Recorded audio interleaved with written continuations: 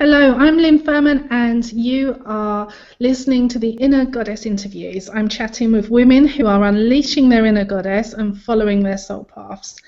And today I have Jamie White with me. I'm really excited to speak with her because technology hasn't been on our side. Jamie is an author, a blogger, and a paranormal junkie. Welcome, and thank you so much for persevering with these interviews, Jamie. Thank you for having me in. No problem. I'm used to technological issues. I don't know what it is, but I'm used to it. And another technological issue. You gotta love it, haven't you? Yeah, phone call coming in. Another one of those, like, it looks like a spam thing, one of those junk calls anyway, so. Well, at least you made it. I've been snooping a bit because I can't help myself. And I mean, you've written quite a lot of books just in such a short time, really, haven't you? With the books you've put out. Yeah, we've got what, four? I think right now. The Life and Times of No One in Particular. An anthology called Lyrical Muse that I was in, and Stains on the Soul and Clutter. Wow. Are you publishing all these yourself as well? The Life and Times of No One in Particular, I self-published that one. Lyrical Muse was an anthology a friend of mine put together. And the other two, Stains on the Soul and Clutter, came out from Pagan Writers Press. Brilliant. You're involved with the Pagan Writers Press as well, aren't you? Yeah. Tell me about that, because that is really, really exciting. What are you doing? What's your mission? Yeah, it was kind of interesting. A friend of mine had been published in one of their anthologies, and I'd sent her my Stains on the Soul trilogy to, beta read for me. And, she read it, and she got into it, and she really liked it, and she was like, you know what, you need to submit this. You need to send this in somewhere. And then she pointed me to them and said that she thinks that would be like a perfect thing to send there. I'm like, okay. I submitted, and, they accepted it. So I was very excited. Tell us about your books then. Tell us about your latest two. I mean, where do you get your inspiration for writing? I mean, where does it come from? Where does your muse? Well, it's fun. I mean, everything I've done has been kind of inspired by something else in a way. The Life and Times of No One in Particular, I actually used to do role-playing online. Mm-hmm. It was Buffy the Vampire Slayer and stuff like that. And, one day we were all, like, just talking, and we're like, we're having a problem, like, coming up with things. And we just started, like, picking on muses. Like, oh, they're evil and this and that, and that just, like, led me and another person to create, like, evil muses that we actually put into the group. So, and we would, like, pick on them and stuff like that. And then, later when I got into writing fiction, short stories and stuff, I got thinking about, that just, like, came back to me, that muse character, and I kept thinking, well, what would a muse actually think about this, like the things that we were saying about muses, and how would they feel about different things? So that's where that one kind of came from. The story I have in the Lyrical Muse anthology was inspired by a song, Two Black Cadillacs by Carrie Underwood. And Stains on the Soul actually came from a dream I had, with, there was like these two worlds of like magic and everything, and it got me thinking about witches, and that actually led to a vision of somebody burning at the stake, which was the opening of Stains on the Soul, and that whole story just came out of that one image. And the last one, there was an anthology called for holiday themed stories, so I decided to kind of do one like centered around New Year's. And then I kind of took that, like, instead of doing, like, chapters, I had each chapter of the story be another hour on New Year's Eve. The character tries to like get her list taken care of before the clock strikes midnight. Oh, good. I think everyone can relate to that last-minute panic, can't they? Oh yeah. when you realise I that do that all the time. Yeah, you realise you haven't knocked anything off your list at all. Exactly. So your muse is actually like working overtime for you with all these brilliant ideas. Yeah. Yep. What's next on the writing list for you? Well, right now there's a couple ideas I'm playing around with that I'm kind of trying to prepare because NaNoWriMo is coming up, and it's going to be time to get back into the writing. So yeah, I'm playing around with a couple ideas there. The next thing I'm actually going to have the other two parts of Stains on the Soul coming out next year. So yay! And that's all excited. Have you got any dates for that yet? Yeah. I remember the second one is February 27th, and then the other one is out in October. I have to double check for the exact date. Oh. Yay! Oh, well done. That's a big year for you next year in the realm of publishing. Yeah. Just out of curiosity, for people who are listening right now, where can they get your books? Are they available in Amazon and? Yeah, they're on Amazon. They're on Smashwords, and I believe that Stains and Clutter, they're on like Barnes and Noble and stuff like that too. So. Oh, brilliant! So they're everywhere. So people, if you're listening, They're everywhere. Go and find Jamie's books. Yay! So one of the things that I know that a lot of people who are writers struggle with is actually finding their muse. How would you suggest that people actually kind of get in touch with their muse? Have you got any secrets that you can share? Well, for me, when I start writing, a lot of the times I like to, like with Stains on the Soul, I had a playlist of like songs that just seemed to fit the mood and the vibe and everything. So when I needed to like get into it and get writing, a lot of times I take the music that I've been listening to, while writing a little bit of it, and I just start like listening to it and singing along with it and everything, and just like kind of getting into the whole like vibe of everything so that I can start writing. So that's another one. Oh, I love that. So you kind of like use the music to help your muse along, but that also makes must make the writing a lot of fun as well. Oh yeah, definitely.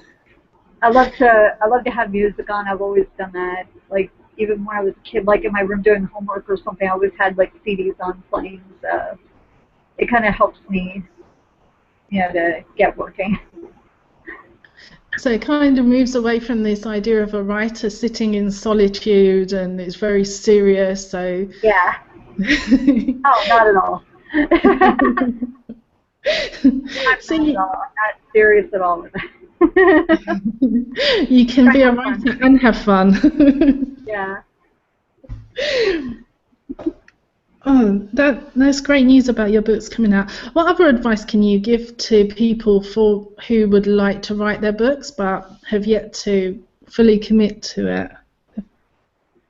I would say it's a problem like getting committed and like sitting down in a place and doing it. I'd say get an accountability buddy. Get somebody, like another writer that or something like that you can talk to and can kind of hold you accountable. Okay, did you write today? It's like, yeah, okay, so you said you were going to get this many words done, this week, or did you do it? That kind of thing, to hold each other accountable when you're working. Also, like what got me kind of into writing more regularly was NaNoWriMo. Just being in that, being on the site and meeting up with local writers and going to the write-ins that they have where everybody gets together to write in one place, it kind of got me moving and got me into that habit. So that was a big help. So really, you've if you say you're going to write, then you've got to commit to it and write. Exactly. That's the hard bit, isn't it? I mean. Yeah. It can be. I mean, things come up. This happens. That happens. You got all these other things to do and everything. But yeah. So it can be hard, but there are ways to like make that little bit of time. There is, isn't there? Like if you just, leave Facebook alone for 15 minutes and you've got 15 minutes of writing time. Exactly. Facebook is so dangerous. I know. Facebook is a big black hole of creativity and productivity. You go on there and, oh, look at that cute picture. Haha, that's funny. Or, I know. Oh, this theme is, calling me. It's like, it can be very, very dangerous. And 15 minutes can get you a lot of words if you're dedicated. Exactly. And equally, it can get you a lot of cat pictures and a lot of quizzes you didn't even know you wanted to take on Facebook. Exactly. I take a lot of those quizzes. Me too, but don't tell anyone because I should be writing.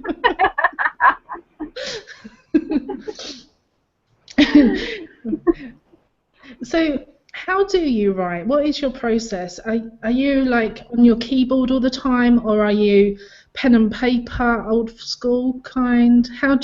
What is your writing process? It's mostly I like the keyboard. I think that, when I'm typing, I type a lot faster than I write. Mm-hmm. So I can kind of like keep up with what I'm thinking and everything and get the words out. It feels like a lot of the time it flows a little better. Every now and then I write something like a short story or something like that by hand, but mostly on the keyboard typing. Do you turn off? Do you turn off your distractions as you write? Do you like close down your browser? I try to. I do. Every now and then I do have it up, and I'm like, popping onto Facebook here and there, and then I'm like, nope, I got to shut it off, and then I turn off the site and I go back to my document. I do. There's like a weird thing with my laptop where when I'm typing, I guess like the little like pad on there that you use to like move your mouse is like very sensitive. So when I'm typing, sometimes my cursor will just be jumping like up half the document to another space, or this will be happening or that'll be happening. So when I'm trying to write, I press that little button on the side to disable the keypad, and that's kind of helps me to stay away because it's that extra step that I got to take to get to it. I have to enable the keypad again in order to be able to go from the Word document over to the internet. So it's kind of weird and it's kind of annoying at times, like when I'm trying to type a Facebook message or something like that, and that happens. But it's also kind of good that, it kind of forces me, it like traps me into the document where I can't really move out of it without, taking the action of enabling the keypad. Oh dear. But talking about social media though, have you found a lot of support online for, to find other writers, and particularly pagan writers, because I don't know, we don't kind of shout out that we're pagan writers, do we? There's a lot of great people in the online community. There's also a lot of like crazy. Yes, so there's a lot of crazy. Yeah, there's a lot of groups where maybe it's not so friendly, but there are also a lot of groups like there's the Pagan Writers community that they have, and I really like. I mean, all the people I've met through Pagan Writers Press, they've been really cool too. And I followed their profiles and stuff like that, and they're really cool. They're a lot of fun.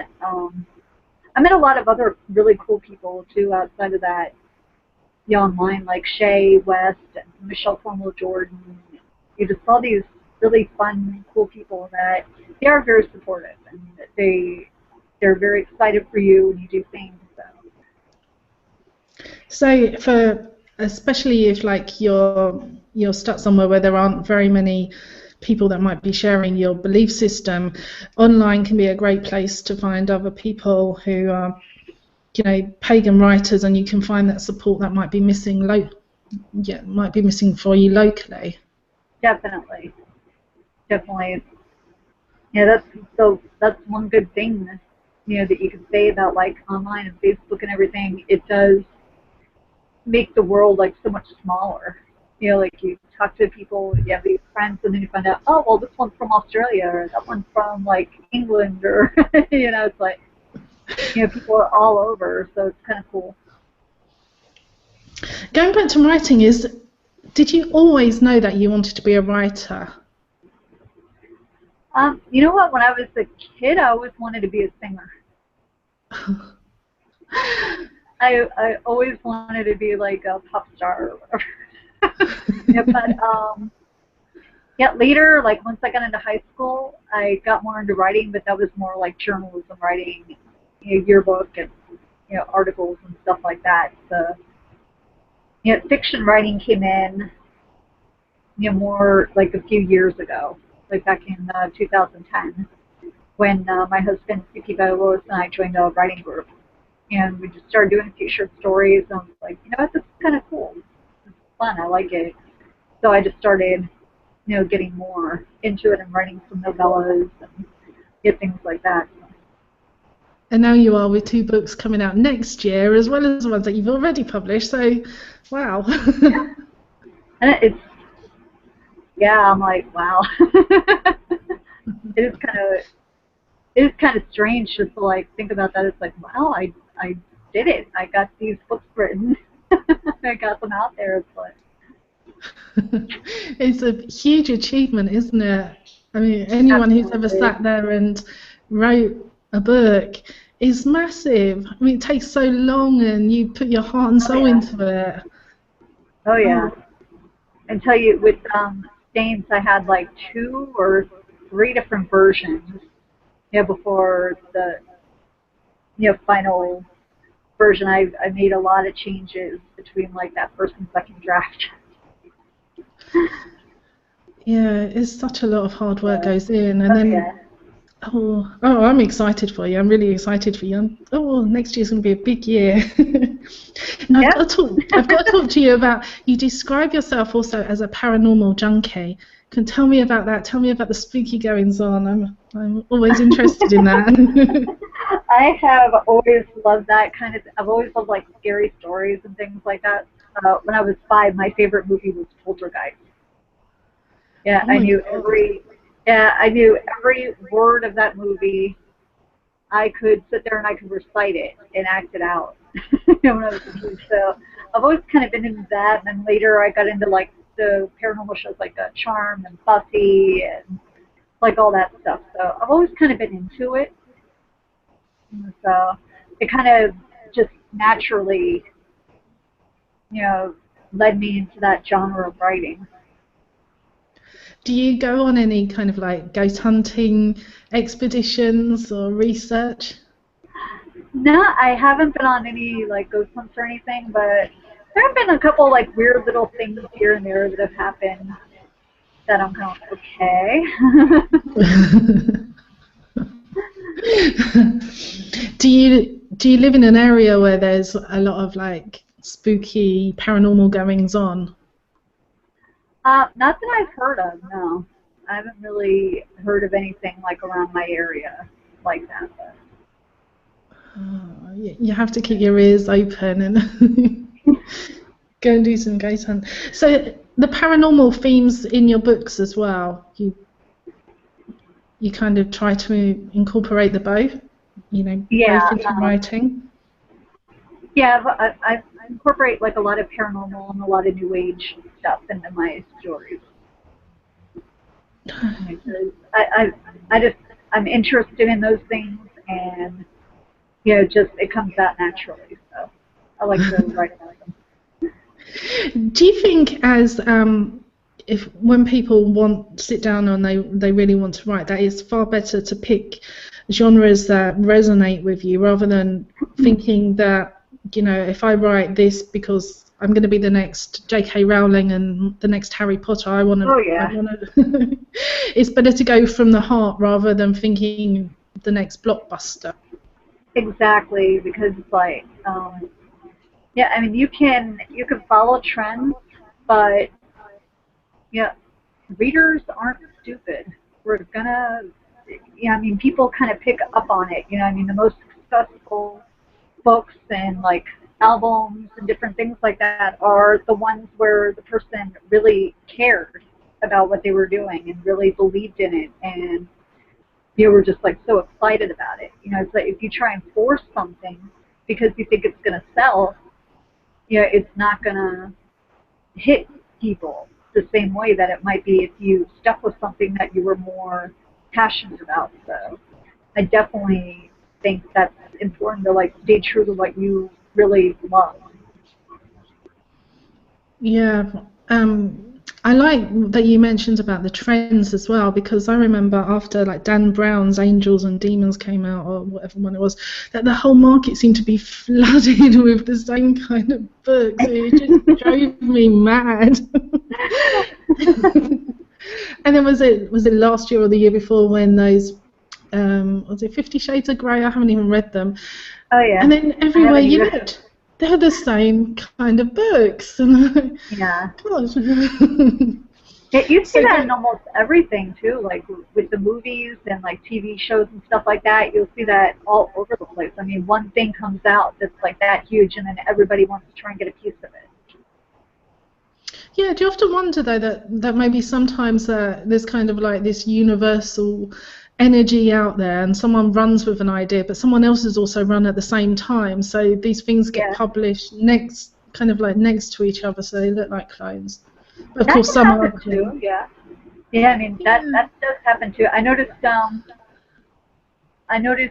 like different things. Like when I started writing my book, I noticed other books that had like those little similarities here and there. Yeah, and I was like, oh man. It's just like, I don't know, it's just one of those things I think, Maybe it's like that whole like principle, you buy this one car that you've never really seen before, and then you buy the car, and then next thing you know, you see them all over the place. Yeah, maybe it's like that kind of phenomenon, I don't know. Yeah, maybe it is. When I first got my driving license and I was driving my little car, and I was totally amazed about all the other little cars, just like mine on the road. And I used to be really sad and used to wave to the drivers, thinking that I was in some kind of exclusive club.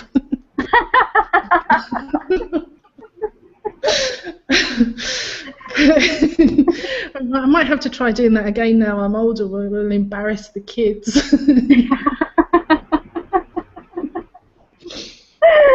That's always fun, right? Yeah. So you've got your books coming out next year, and you've got ideas. And what else can we expect for you? Have you got anything else in the pipeline that you can share with us? Yeah, mostly just working on those books and, waiting for the editing process to get going and, working on that. That's pretty much what I'm going to be focused on for, until that's all done. Especially in about 2 weeks or so when Nano starts, I'm going to be tied to that, like, computer trying to get the book done. Are you doing it this year? Yeah. Oh. Yeah. We're actually, my husband and I were actually, there's in Nano they have like the municipal liaisons who like help coordinate like local, write-ins and stuff like that. Yeah. We're actually helping out with that this year, so. Yeah, I'm definitely going to be there, and I'm definitely going to be like at write-ins and stuff like that. So 30,000 words in November, and you're going to do it. Yeah, 50,000. Yeah. That is such a lot. I wish you I luck with know. that. But you know what? It's like I try to look at it this way. I try to look at it as it's only like 1,600 some words a day, Yeah. instead of trying to look at the 50,000, as like one thing. I try and look at it in those like little pieces because it's so much easier that way. That's really good advice for people who do want to write Yeah. as well, because 50,000 words Yeah. seem Oh huge. yeah. Oh But yeah. Like the first time I signed up for that, I was like, 50,000 words. I don't know if I could do this. And then, I looked at the daily word goal, and I just kept like trying to focus on that daily word goal. Yeah, because that's not as scary. no, how long do you think if you turned off all your distractions, how long do you think it would take you to write that word goal? Um, it kind of depends. Sometimes I can get that in like sometimes I can get about 1,000 some words in like an hour or so. Right. Other times it takes me like a couple of hours or 3 hours or something to get that word going. Just depends on like how clear the idea is in my mind and how well I'm flowing that day. Right. So really, if you're dedicated to writing this, writing during November to get all those words out, all it is a couple of TV shows in the evening that if you just turn it off, Yeah, you can do it. exactly. When you weigh up words to like things that kind of suck your time away, it could be very doable. Everyone could have a book out by the end of November. And where can people find you, Jamie? Where can they find out more about you? And you do editing services as well, don't you? So if someone needs some Yeah, help with their book. exactly. Yeah, everything. I have all that linked on my website, jamieLwhite.com. Hmm. AAIELWHITE. I have all my blogs, my books, social media, everything linked on there. Also have So the newsletter linked on there too. cool. So people can sign up for your newsletter, find out where you are all over social media, and look at the services you offer as well, and see your Definitely. books and buy your books. Yeah, exactly. Yes, all the buy links are on there with the books too. So there you go. So that's jamielwhite.com, and I'll post a link. And it has been amazing talking to you at last after all our technical difficulties. So I thank you so much for this time. know. Thank you so much for having me, and thank you, technology, for cooperating with us. We got there in the end.